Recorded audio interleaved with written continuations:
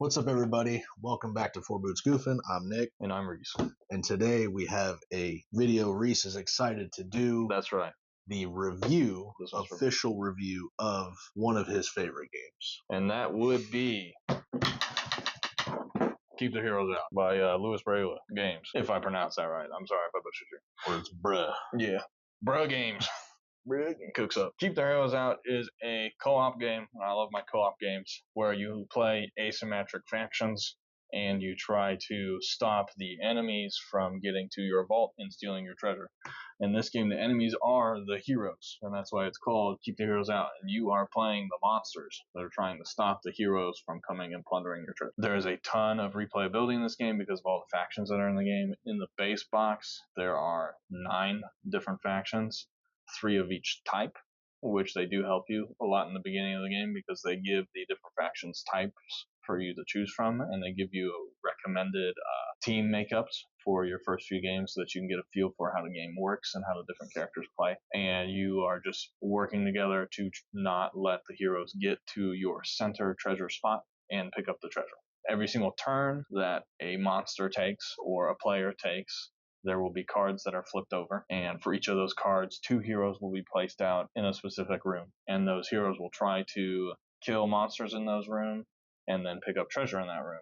And once all the monsters and treasures are picked up in that room, when they spawn in there, they'll move to the next room, and there is a cascading effect, kind of similar to Pandemic or other co-op games like Spirit Island, where if bad things are happening, they start to happen more quickly, exponentially. At one turn, there might be 2 or 3 people on the map, and then you flip the next cards over, and all of a sudden, those 2 or 3 people on the map who have been stopped by different monsters are reset by new heroes coming into the room, and then those heroes rush into the center and end the game. It's definitely one of those games where you are trying your best to clear the board every single round against all odds. We've played it, almost 20 times probably so far. Yeah. And then the base box comes with a scenario book, right? Yes. With 20 scenarios. 20 scenarios, so different ways to lay out the map. Because essentially each tile has a different icon in the corner, and then when you flip a hero card, it spawns in specific icons. So that determines where those go, and then from there determines how they will move to attack you or pick up the treasure and what have you, and kind of cascade the game. The other nice thing about Keep the Heroes Out is that bad boy right there. That right there. That is the Boss Battles expansion, and Keep the Heroes Out is a good game in the base game. I would say Keep the Heroes Out base game is definitely in my top 30 games of all time, I would say. However, the Boss Battles game takes us to the next level. Same kind of stuff we talked about with Root. This seems pretty similar. It's a game where there's a ton of different asymmetric factions, and the Boss Battles one adds a bunch more factions, and they all interact differently, and they're all super fun. I've played quite a few scenarios so far in the Boss Battles expansion, and I don't want to spoil too much, but it does seem like you get a new faction basically every single scenario. Maybe it'll end halfway through the book, and then the other 10 are just like extra scenarios. I'm not 100% certain. We haven't got there yet, but every single time we have beat a boss battle scenario, we've gotten a new character to play as of this far. And all of them have been super interesting and add a completely new mechanic into the game. Yeah, I like the last one that I used from the one we just unlocked. It is crazy how much the Boss Battles expansion really adds to the game, because then you can also take those characters and play them with the base boss scenarios that you've had trouble with and try to use their new abilities to defeat the scenarios in the base box, or vice versa. You can take some of these guys from the base box and some of the new ones and use them for the future scenarios in the Boss Battles expansion. You kind of mix them together, figure out how they interact, which combinations work well, which ones don't, and then build your strategy based off of that. And it is super, super good. Yeah, there's definitely a balance that you have to find with the factions that you pick, because some of them are really good at clearing the board, some of them are good at setting up kind of a defense system, because what it is, it's a deck building game. Yes, we haven't been over that, because it is technically a deck building game, but it's loosely a deck building game. I'll go over that. Yeah. But it's a deck builder, and one of the icons you get on one of your cards is a shield, which you only activate on the hero's turn. When they attack you, and you can flip that card and block their attack and do some other action based on that. But you draw up at the end of your turn. Yes. So when you play that shield card, you're down a card for when it gets back to your turn. So there's that kind of balance, but that's why you want to have someone good at the board, clearing the board, somebody good at defense. Maybe there's somebody that can set up traps or just do some various other things. And there's a way to build your deck and get new cards. It's just a little fiddly. And if you choose to do that, you're going to lose the game. Yep. That is how Nick feels about it, definitely. And I don't know if it's just that we're bad. I wouldn't like to think that we're bad because we generally do pretty well, but it seems very difficult to add multiple cards from the store deck into your deck throughout the game. I've done it a couple times, especially with some factions like the Skeletons. The Skeletons have a super easy time adding cards to their deck. But a lot of the other factions, and some of the factions in particular, have a super hard time adding cards to the deck. Like, for instance, I feel like the Slimes and the Mice, we've never ended a game with either of them where they've had, I think, any cards from the store deck in their own deck. And I would also extend that to the Dragon. It's been a couple times the Dragon has had some, but it's very difficult for the Dragon to get cards too. Because they're by themselves, and if you move them out of protecting the treasure, because the Dragon is by far the best at clearing the board, then you're fine, buddy. Yeah. So there's really like some push and pull with the deck building part, where a lot of the cards in the shop are good, and if they aren't good, you can very easily reset the whole shop. All you have to do is discard one card and you can reset the whole shop if you want to. But it's very difficult to add those cards to your deck, even though they can make it much easier to win. And there's some factions that have a much easier time with getting cards and some that don't. And I kind of like that about the game, that a lot of the factions play completely differently. And it's nice. And they all have completely unique starting decks as well. So even if you are playing the game and you don't get any cards from the shop the whole time you're playing, you're still playing a completely different character than the rest of the people on the board.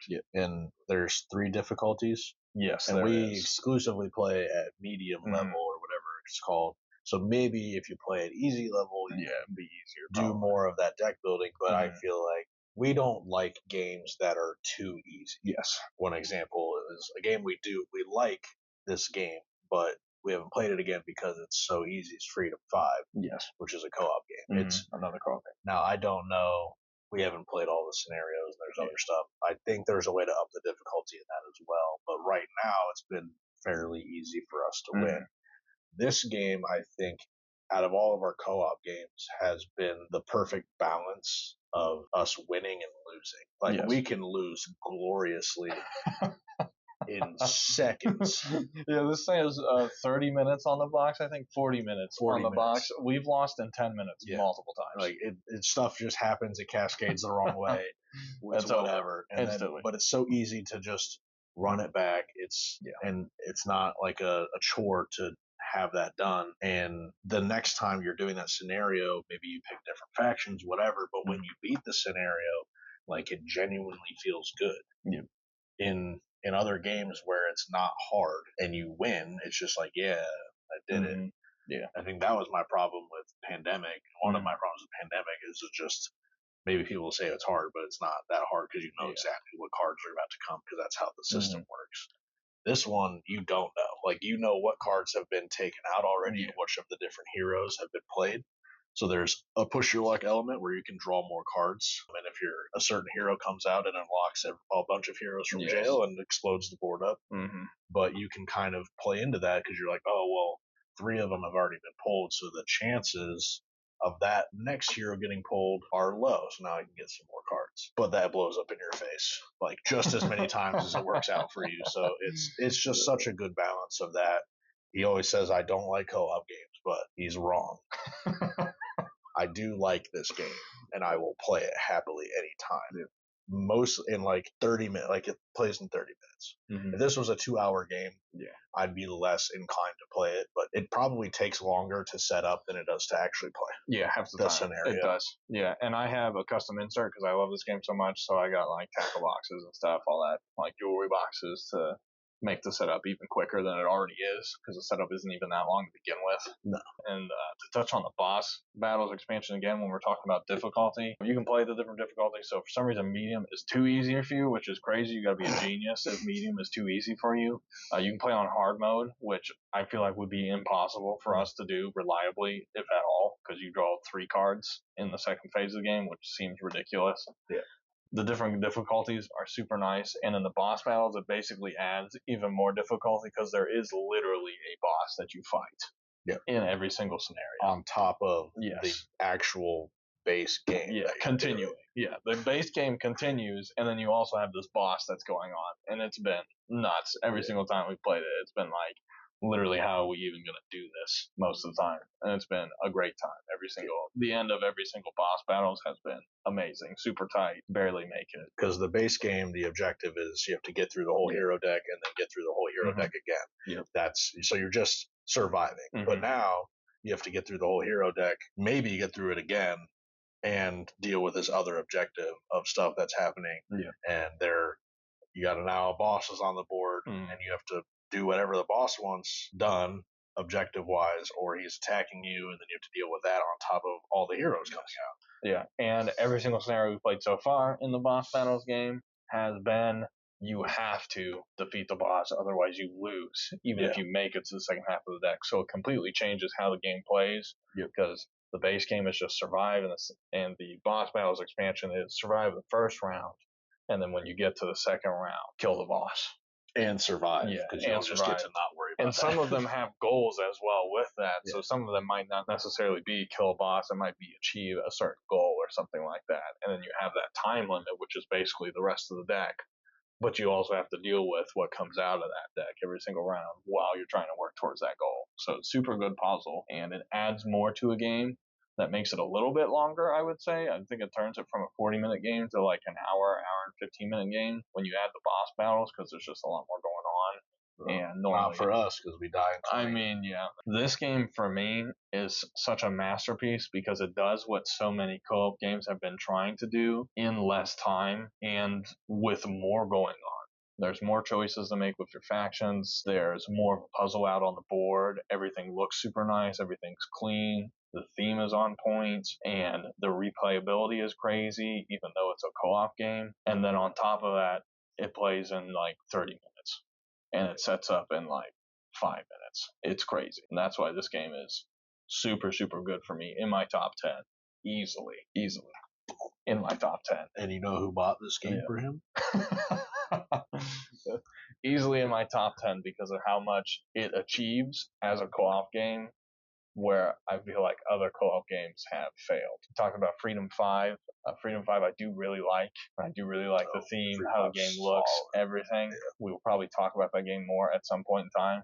But this game does a lot of the things that Freedom 5 is trying to do in a quarter of the time. And I feel like the game that really this game outshines big time is Spirit Island. Spirit Island is a super similar game where you got boards going on, and every single round things are added to the boards. And so whenever people take a turn, every single time they take a turn, more happens to the board. Same thing here. Every single time someone takes a turn here, more stuff happens to the board, and that's how it scales with multiple players. And it has the cascading effect, same way as Spirit Island. And it's got the multiple different factions with the decks, just like Spirit Island. Except this looks way better, has a way better theme, plays in way less time than Spirit Island does. It's not complicated just because. It's not complicated. Like there's not a ton of stuff going on like there is in Spirit Island that's like brain melting, like how does this work? This game literally is symbols.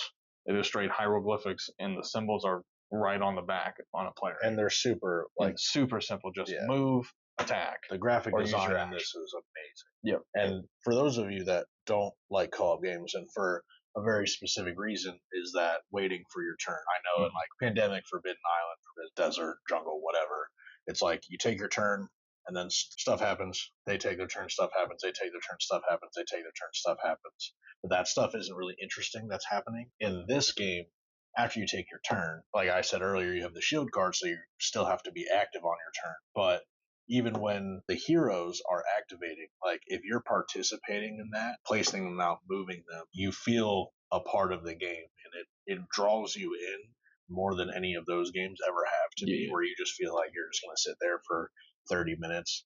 The turns, like you're still waiting, but you'll be active in the game even after they take their turn and the heroes activate.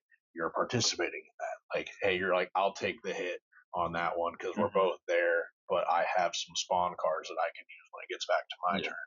Like you're interacting the whole time rather than those other games that are co-op that are crap. And that's one of the reasons that I don't like them. This game doesn't have that problem. It's a great game. It is. Very great game. It's crazy. I feel like not enough people talk about this game. This is really a hidden gem. This one is super underrated in my opinion. This is one of the best co-op games out there, especially if you get the boss battles expansion. Just takes it way over the top, makes it so much better. You just get so much in the base box as well. And the production is very good.